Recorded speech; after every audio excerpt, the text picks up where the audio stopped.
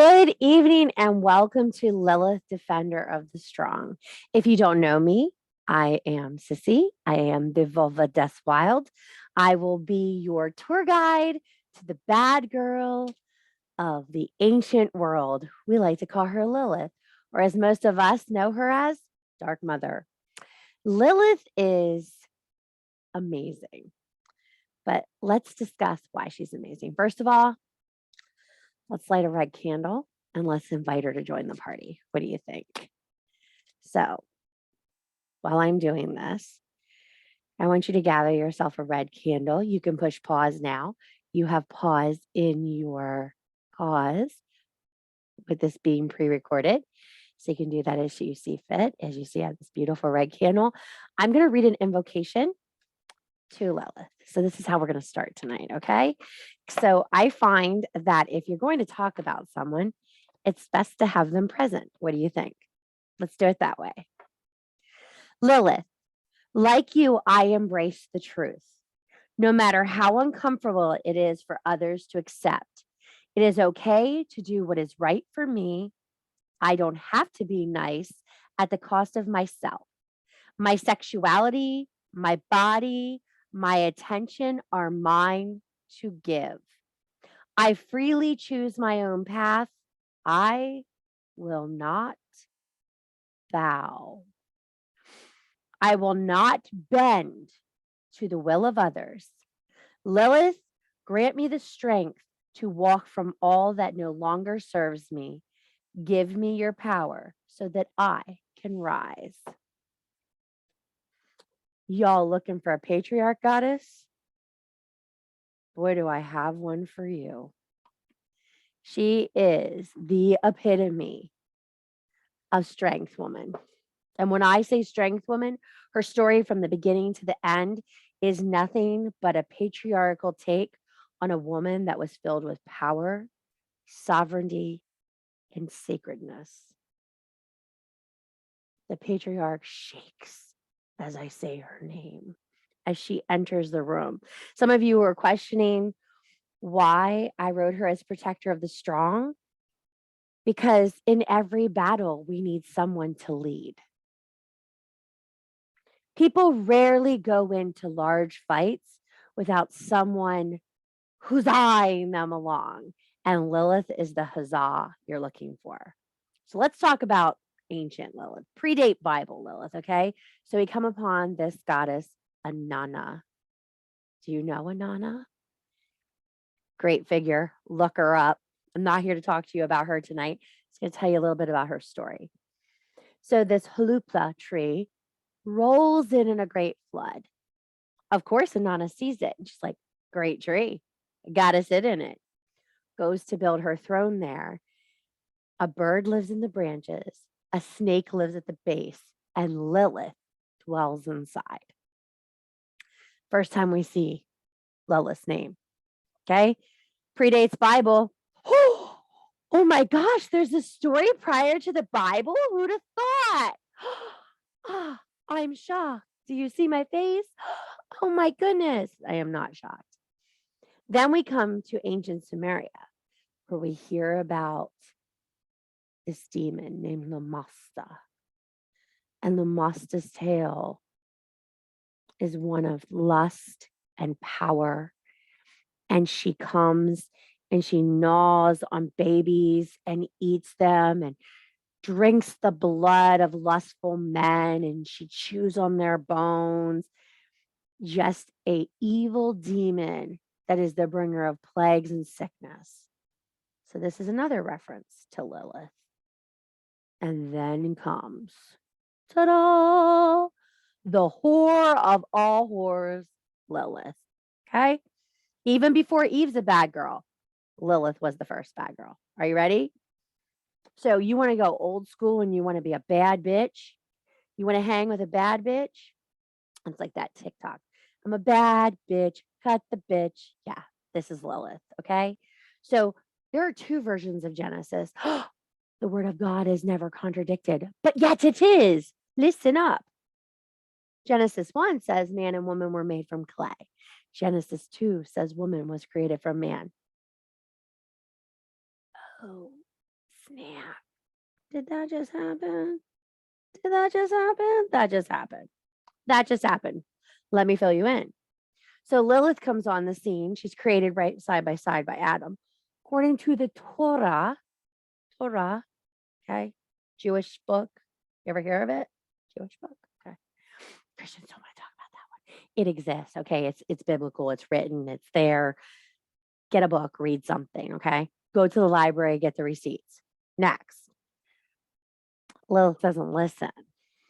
Okay.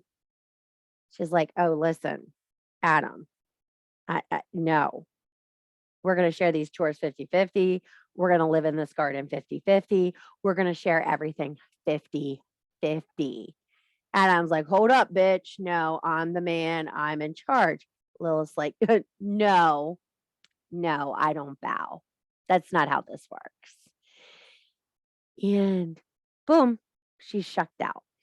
Now, here comes the witch in me. Are you ready for the witch in me? Can you brace for the witch in me? Because I'm going to bring the witch in me to the party. Just for sake. What if the snake, which by the way is one of Lilith's correspondences, get the snake. What if Lilith hung out in the tree of knowledge? And she watched the shit going on with Eve. And she's like, no, we're not doing this. We're not bowing. We're not going to do this. And she offers Eve the apple. She's like, here, let me show you something. Can you eat this? Please take a bite. I need you to take a bite. Eve takes it, goes in there, boom. Eve sees all the things. All the things. Adam, we're naked. Adam, we're here. Adam, we're there. It's all coming out. And Lilith's like, that's what I'm talking about. Because was the serpent really evil, or was the knowledge and the free will the evil part? Something to contemplate. You know, every story has a parable. May not be the parable you think it should be, but it's a parable. Okay? So now we move through Lilith, and she gets cast out just to go live in a cave by herself. Everybody's afraid of Lilith. Everybody's terrified of her. She's going to eat your babies, tell you bad things. And she gets this vampiric representation of her. She has horns and she has wings, but no one stops to think about what she had. She had free will. She was her own woman. She made her own choices. She did her own thing. So for those of you that are looking for help in different aspects of your spiritual walk, do you have a sexual assault? Are you having problems honoring your boundaries? Do you have a problem holding your truths? Do you have a problem sacrificing who you are to appease others? Are you starting over? Are you having problems claiming your space? Lilith is the OG of authority. Can you say that with me? The OG of authority. She is the goddess that keeps you strong, sets you up, gets you ready, enables yourself, perhaps the backbone of the witch world. It's an interesting thought, isn't it? This goddess that everyone assumes is just so full of rage and full of anger. How often have you been pushed down, told you were going to do something because someone said you were going to do it, told that this is the way it has to be, told that it's not your body, it's not your choice. You're not allowed to go there. You're not allowed to be a witch. You're not allowed to speak your mind. You need to make yourself small for other people's comfort. Is that resonating? Does that hurt a little bit? Just a slight bit? This is your goddess. This is not a goddess for a long time. This is a goddess for the strong time. She is not going to take everything from you. She is not going to change everything for you. What she is going to do is stand behind you in the support section and hold you up while you make your choices. And she's going to be like, good, good. Say that. Do that. Do you feel stronger? Come on. Come on. One more boundary, one more strength point. Claim your space, claim your authority, move into yourself. This is what she's here for. This is what she's calling for. This is what she's anchoring for. You're at this veil. You are releasing. You are pushing forward. You are letting go of things. And it is time to reward your space, reclaim your magic, and restate your beliefs. There is a lot going on in the world right now. A lot. We gave her an invocation. We called her to come in and sit with us. We called her to stand by us and hold us and embrace us as strong women. Do your work. Show up to your arena. She is the goddess that you need for the patriarch. So many of you are like, oh, I can't work with her. I don't know enough about her. What books do you need to check out? Anything on Dark Goddess Magic that calls her name, great book. I'm going to stop right there. Yeah, I did that. One of my favorites, and I'm using it tonight for the lecture, is Dark Goddess Magic. Beautiful group. They have a beautiful online group. It is by Ciara Campbell, C.A.R.A. Campbell. Beautiful book. The invocation that I read you is right from there. It's going to give you all the correspondences. I will even be so kind as to tell you what page you're going to find Lilith on. Maybe 83. You're going to walk in there. You're going to look at all these correspondences. What you need to understand to work with a goddess is you don't have to do a long, drawn out dedication. You have to do an invocation. You have to do the work. You have to do the journaling. You have to write the prompts, and you have to write the petition. When you want a goddess such as Lilith to come in and work with you, you need to make sure you have your shit together before you call her through the door. She is not one to waste time. She is not one going to waste time with you when you are not dedicated to what you're doing. You don't know what you're doing, and you have no idea where you're going. That's not her job. She's not going to walk the path with you. She wants you when you have a purpose. She wants you when you're holding the line. She wants you when you're working for something, when you're owning something, when you're moving to something. Some of you are pumped up about the coming election. You want to work, you want to do this. Get those black and red candles out, light them up, carve them with sigils of bravery and victory, and call her in. Learn the correspondences, learn the things you need, learn the affirmations. Lilith affirmations are amazing for rebuilding your self-worth. Lilith is the OG in self-control, self-awareness, and boundaries. If you are a woman that has a hard time holding your boundaries, it is time to walk out of the garden with your shiny apple, knowing your worth and knowing you have everything inside of you. She is not a goddess that is going to reassure you. She is a goddess that is going to call you to act. And when you don't act and you freeze, she is going to push you a little harder. This is not a goddess for those of you that want just a nice little experience.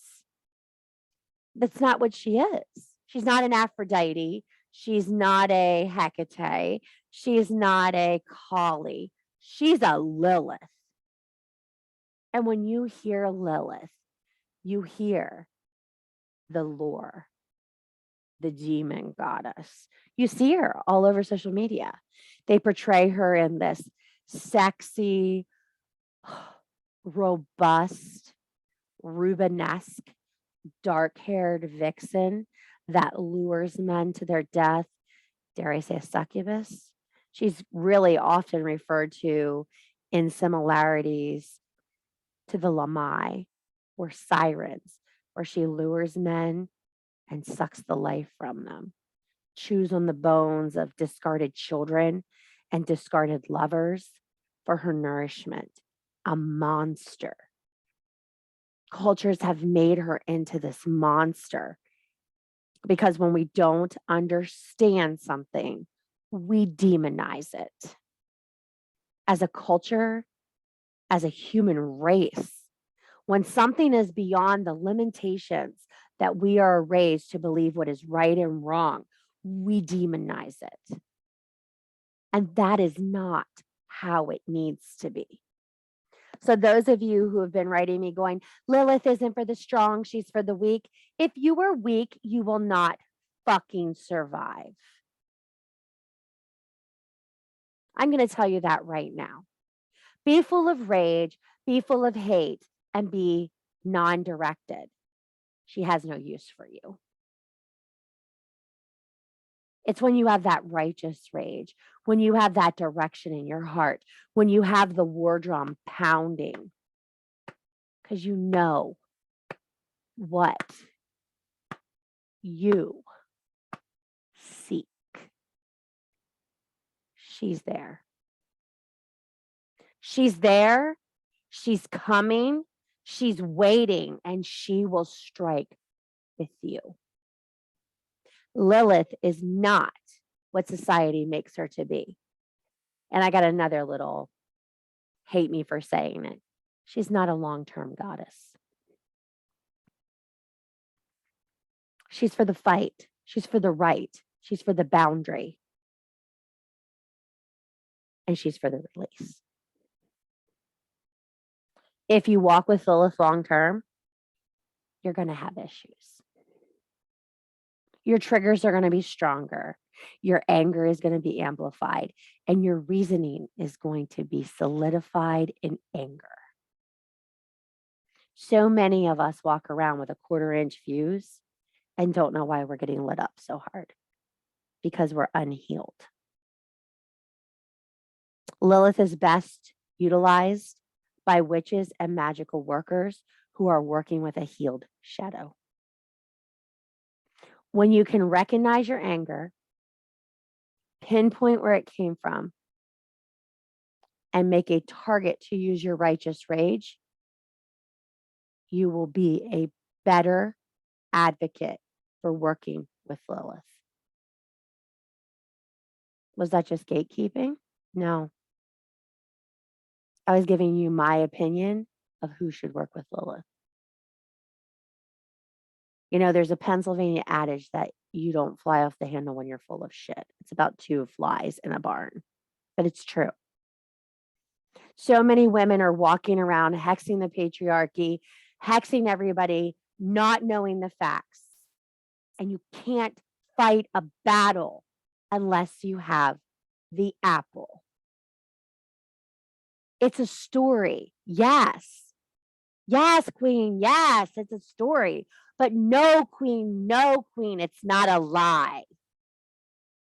So many of you want to fight battles when you're not fucking prepared to fight. You want to work with goddesses when you don't know the stories.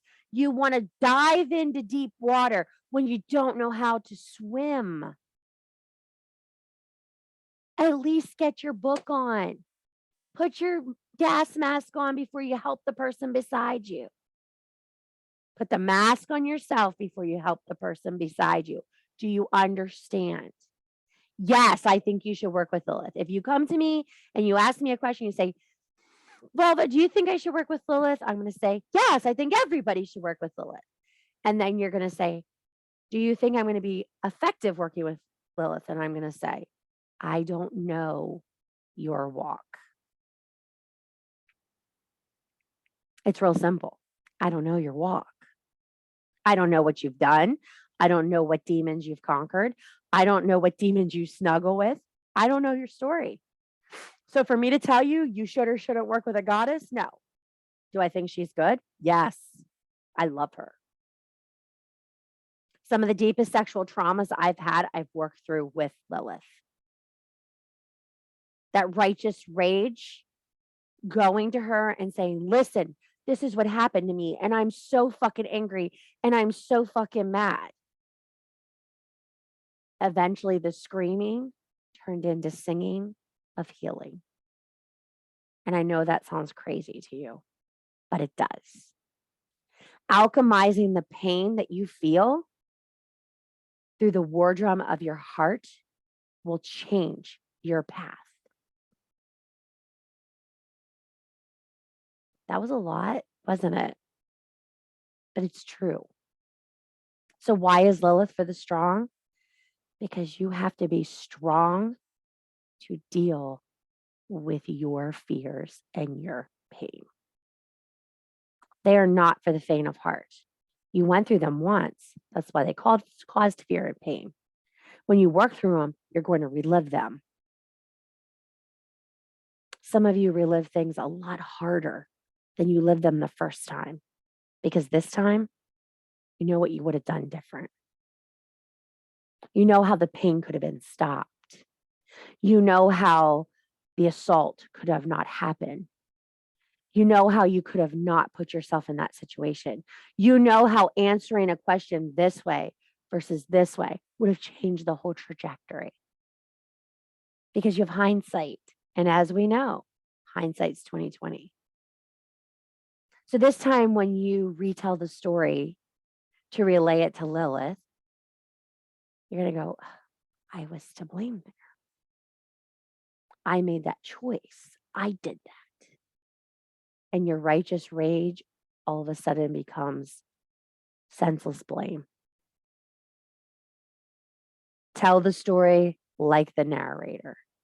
Detach emotionally from it. Settle up with the past so your future you lives a better present.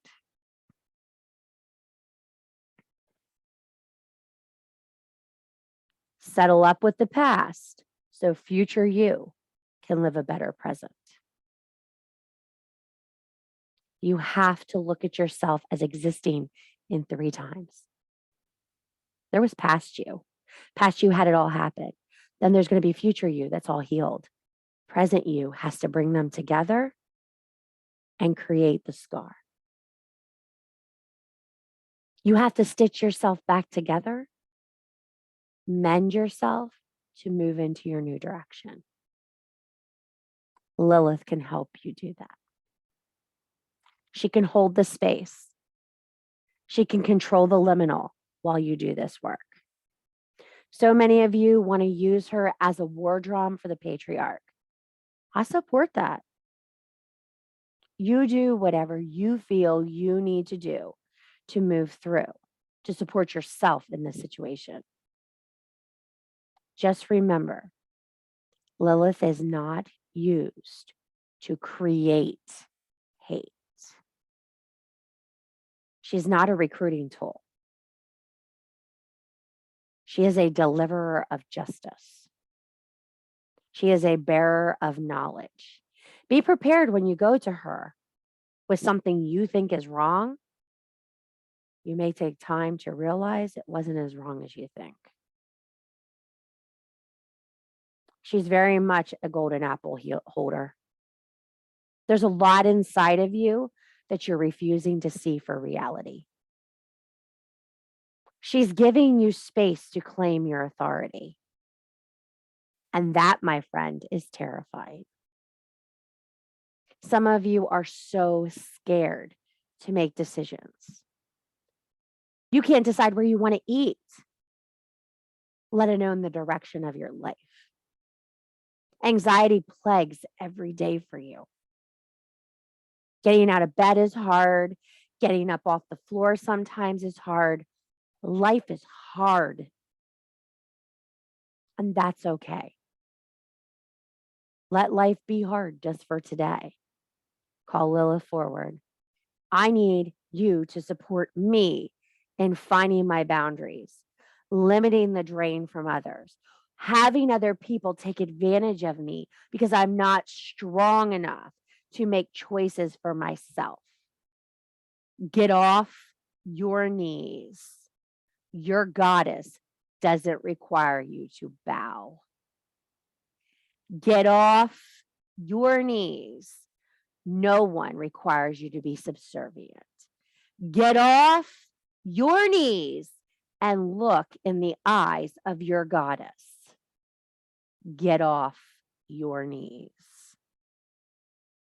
Stop this. Get off your knees, goddess of one. Stand in your place, hold your authority, and speak to Lilith and ask her to support you till you are strong enough to stand. It's okay to go with training wheels. She'll kick them off when you're ready. There is no shame in stepping step by step by step. You will get to the point where you run. And when you run, heaven help anybody who stands in front of you. So why is Lilith here for the strong? Because she made us that way. Her bravery in every timeline she appears in, strong enough to be the demon of everyone's tale. It reminds me of a saying that I hear all the time. You need a villain? Here I am. When they couldn't control her, they demonized her. When they couldn't refine her, they monsterfied her. When she wouldn't obey, they turned her away. She did not carry the line like a good little woman. And so many of you are good little women. Goddesses do not whisper, dear. They bellow. They howl. They run with the wolves and fly with the ravens and soar like the owls. We do our best work in large packs, and we seek the support of one another. So if you really want to be a strong woman and you really want to be a strong witch, Lilith is a great choice. If you're one of those women that have spent the last calendar turn lighting your candles and doing your self-care and doing affirmation jars, I invite you to invoke, call forth, write a petition, and ask her to join your quest for a more powerful, hoo-hoo driven, coochie meow meow feeling, feral fucking woman. Let your feet touch the ground, your arms touch the sky, and all your power sink low into your womb.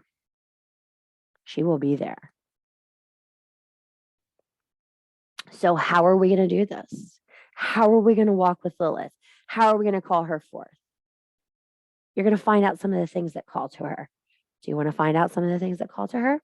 I would be happy to share a few with you. I'm reading these because I know what I use, and what I use is not these. I'm going to share with you what I use.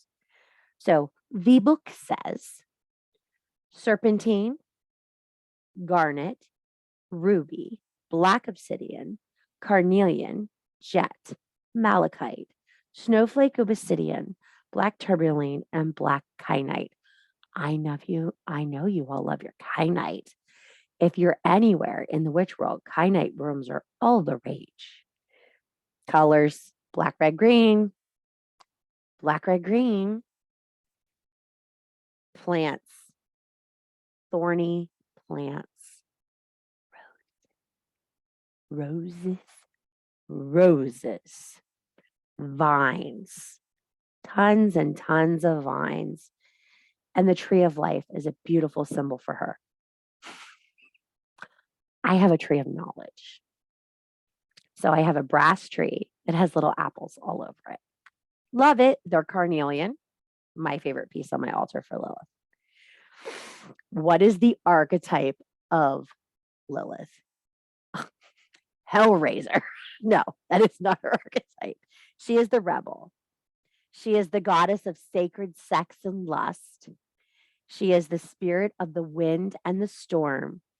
and she is the wild feminine seductress.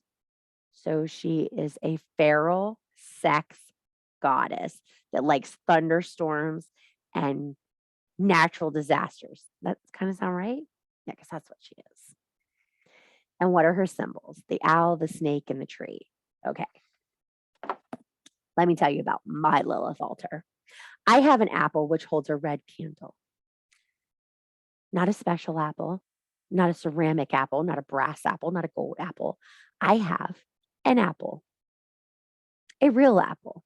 Do you know why? Because when I'm done with that apple, I plant it in the ground with my intentions.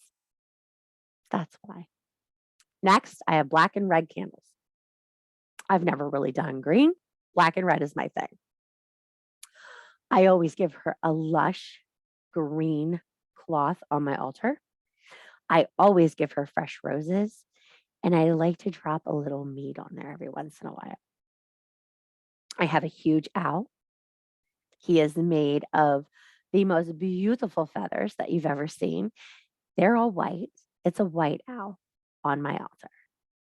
And the final thing I have on my altar, which may blow your mind here, but I have a Hecate symbol.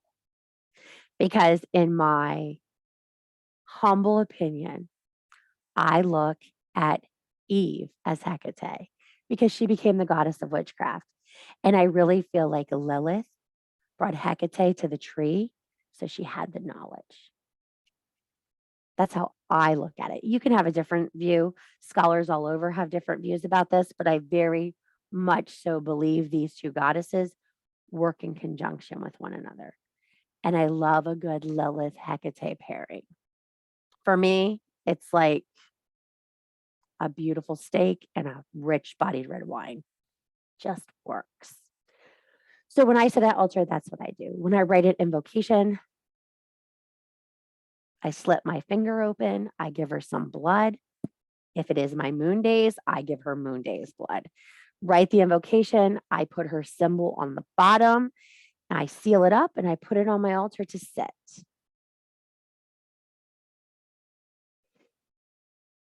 I have a blooming Jericho rose on mine. I believe that's what they're called, Jerusalem rose or something like that. It blooms open. I always get them as gifts from people and I put them on there to show the resurrection energy of working with her because I really feel like she is a goddess that brings me back to life and centers me where I start. I can't tell you how many times I have been below line that Lilith has brought me back up. It has been a never ending ride with her of strength injections. I don't work with her for a long time, but what I do work with her, it's very intense. So if you are planning to work with Lilith, you need to be well aware this is a dedicated process. I don't recommend anything less than an entire moon phase, dark moon to dark moon. And she's great for a dark moon detox. You can go to her with all your rage, scream it out, do the bath, wash yourself down, lay down on the ground, focus yourself where the symbol and the stone for an entire month. When I work with her, I always work high night. I just love how it feels. I love how it resonates and I love the energy of it. I'm not a big crystal witch, but I have a piece of kyanite for Lilith, and that is what I do. You have to understand these goddesses are not always long-term goddesses. You hear people and they're like, oh, I've always been dedicated to Lilith. Why? Are you dedicated to the permanent encasement of yourself and never moving into anything else, never exploring a new boundary, never holding a new priority? Embrace change in increments. This is a wheel. Move yourself through. Find out what your work is.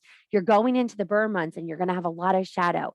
And with shadow brings anger. Use her to move you forward into this. So we have discussed so much here tonight. I am going to put a list of books underneath this video on YouTube in the next day or two. I'm going to look through my books. Michael Herskes wrote this amazing book called Glam Witch. He is a phenomenal Lilith writer. If you have not read it, check it out. It is well worth your time. He is very well versed. The research is phenomenal. I remember the first time I saw him in a Zoom, and it shocked me how intensely a man could feel her energy. So, if you find men who work with her, I would not be surprised. Her energy is very masculine at times, very intense and very masculine. Don't shy back from it. You just might need that. Being a very powerful magical worker means owning your balance of gender, not just for you, but for your workings. So we will get those things on and we will move through them. I want to leave you with a Lilith affirmation for this evening. And I want to tell you from the deepest part of my heart, you're magical because you fucking say you are.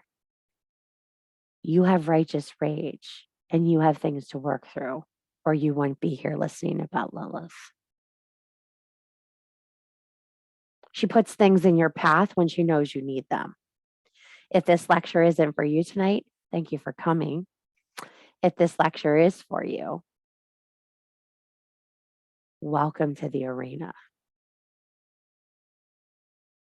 The void is coming. It is calling all of us to step into our divine feminine. And righteous rage might be a part of yours that's missing. You may not know how to process it. You may be so fucking mad that you don't know how to do it. Is that possible? It's very possible. Write her an invocation and ask her to come. I'm going to leave you with this affirmation. I love this one. It's one of my favorites, and I want to share it with you. No means no. I decide for myself and my body what is right. I will not lay down my needs for anyone. I honor my boundaries. I embrace my sacred sexuality. I am whole on my own. I release the need to people. I point, I stand, I deliver. I plant and tend my own sacred garden. I freely put my roots wherever I desire. I am powerful creatrix. No one has the right to demand or tread upon me. With that, I bid you good night. Sweet dreams, princesses, goddesses, witches, creators. Welcome to the arena. May Lilith find you all well and keep you whole. Maybe even give you a deeper part of your soul. You're magic because you say you are. Thank you for coming tonight. Have a wonderful evening.